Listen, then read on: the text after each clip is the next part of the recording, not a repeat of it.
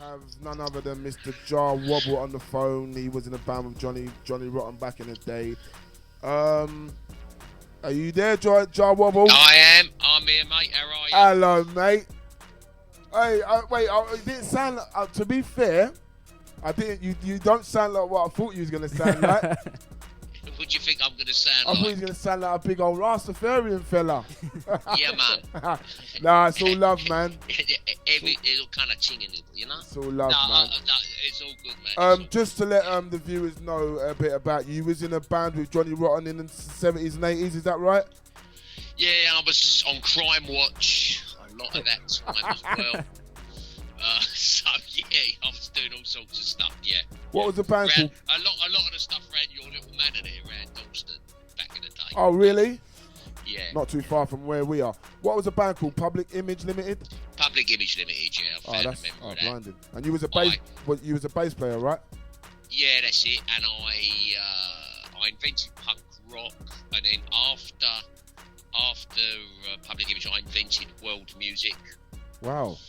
So yeah, and I bullshit sometimes as well. Oh, we all do, mate.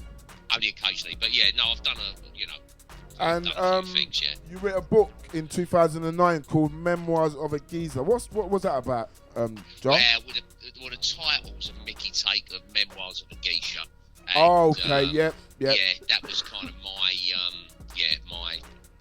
basic little story of my life. It was really documenting a lot of how I grew up and who I grew up with, and a slice of social history, if you like, really, as much as anything. But an entertaining read. I think you should laugh at least once every 2 or 3 pages, you know. Yeah. Sorry, John. My co-host is just dying. He's just to my right. He's just in there coughing his lungs up. Tell him as long as you got your health. Okay. Hold on, because you're just coughing my ears out. All right. How do you think England are looking, though, Joe? What's that? How do you think England are looking? Well, I did enjoy it yesterday. I did enjoy it at the weekend. You know, Joe Hart's worrying me a bit, like he is a lot of people. Obviously, on his day, great shot stopper, but he's concerning me. Our shape, everyone's going on about, the shape's good. I'm not sure. I think we're great with Rose and Walker, the 2 attacking fullbacks. At least we've got 2 very definite attacking fullbacks. Yeah. That's a great help. But I'm not sure about the actual shape of the team.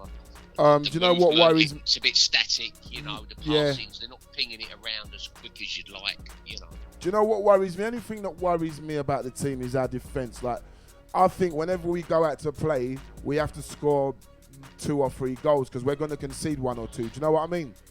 Yeah, and it's incredible in a game like yesterday. But you look at the amount of possession near to our penalty area, both Russia and Wales had, it's minimal. Yeah. And yet we've conceded 2 goals. It's crazy.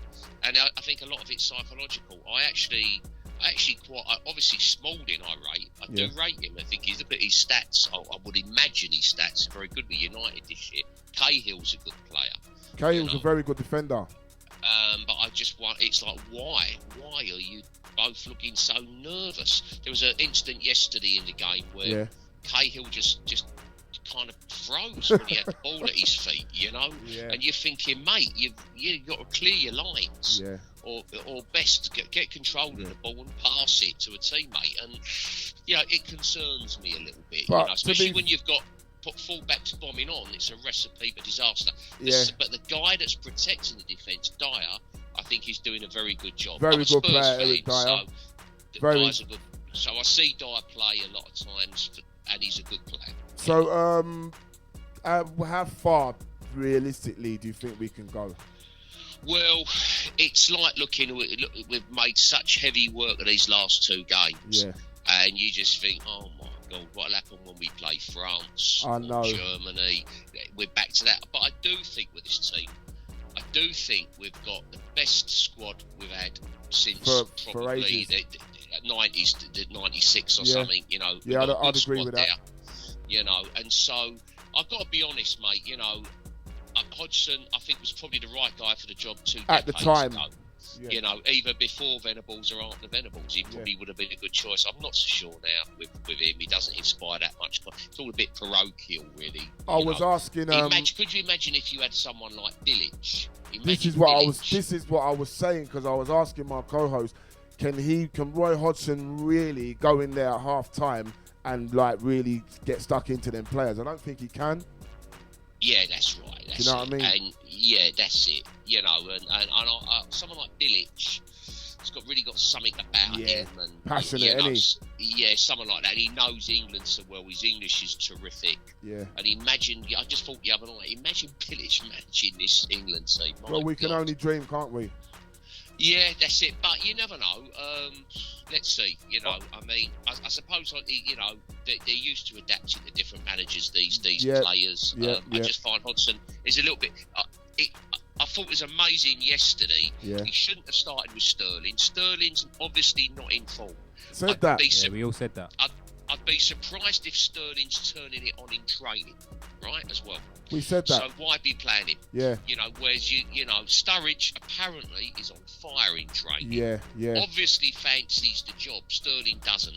Sterling should have been subbed at half time in the Russian game and not come back. Jar, do you think it's anything to do with the fact that he costs so much money? Yes, all day long. Yeah. All day long. Townsend should be there as far as I'm concerned. But because Townsend's a relegated club. Yeah. Drinkwater should be there. I don't know why they ain't taking him. Yeah. Well, I think it's because it's all to do with what clubs you play for. You It's know, like a popularity contest, like you said. Yeah, it's definitely that. Yeah. Look at Theo Walcott. That was the most ridiculous decision ever taken in when he was 16 to the World Cup. I mean, really? Yeah. You know, it was a mad choice, and we always do this with England. You know, it's kind of if you play for a big club and you've got a reputation and a powerful agent, probably, etc. You have to play for England. You're getting the nod. Yeah, I don't think that's fair. That's not fair. And I think you're better off to actually. We haven't really had a manager since Elf Ramsey, who didn't always make decisions. I would have, you know, even as a kid, I look back and think, wow, poor old Jimmy Greaves, you know. But he How got about results. Venables? Venables weren't a yes man, was he? No, Venables, that's a good point. And Venables are very bright. Venables, I'd say the thing why I don't count Terry Venables, he's head and shoulders above. Oh, Terry Venables is an interesting bloke. He's probably a bloke you could sit with at a bar. Definitely. And he'd be an entertaining guy. All day long. He wrote scripts, he could sing. Terry Venables, a renaissance man, another kettle of fish who happens to be a football manager.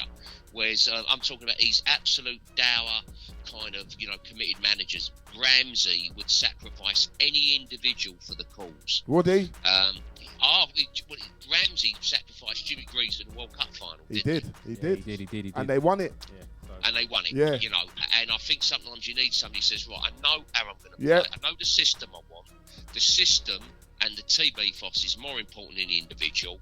And I think half the time with these England managers, they're worried about fielding awkward questions from the press. And they know if I drop this guy and it goes wrong, they'll massacre me. And also, I think the players, they've got such high status nowadays. It's like the players call the shots a little bit. Do you know what I mean? Yeah, they do. I think they do as well. Yeah, well, that's it. They've got a lot more power now. Yeah, you know? Player power, as they call it. You know, they're a lot more. So it's obviously a very different era, 1960s. So, I mean, in the 60s, in fact, when Jimmy Greaves come back from AC Milan to Tottenham, he stayed at his mother-in-law's council flat while the club sorted out a flat. There you go. Look at that. Now, that's branded. You know, so there you go. So it's a very, very different sort of scene now. All right, Jar. Unfortunately, I'm hoping that, you know, now he got lucky, Hodgson, with those substitutions. Yes, he's coming out like a master tactician, which is a nonsense. All right, Jar. You know, there you go. I mean, I could talk football all day, so you know. Yeah. Now, Jar, I just want to say thanks for calling, mate.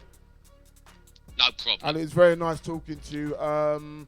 Enjoy the rest of your day, and let's hope England can get a bit further than maybe, let's say, this last 16, yeah? Yeah, well, you know, it's cup football. And so, you know, if you get through, if you qualify from the group, which is a big ask still, they could still blow it, knowing England against Slovakia. Yeah. You know. Well, at least we didn't lose against Wales anyway.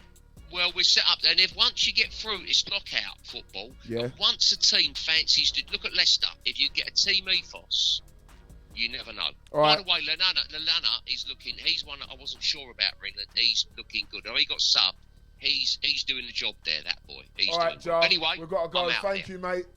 Thank you. Thanks for calling, man. Thanks, Jah. Thanks for calling up. Bye. See you later. Bye. That was Jah Wobble from the band Public Image. It was a band in the 1970s and 80s. He had loads to say, man. He used to knock about with Johnny Rotten and that. What do you think? He could talk for days. Hey, bruv, he was on this thing. Big up Jah Wobble, bruv. Yeah, thank you. Seems like he knows what he's talking about as well.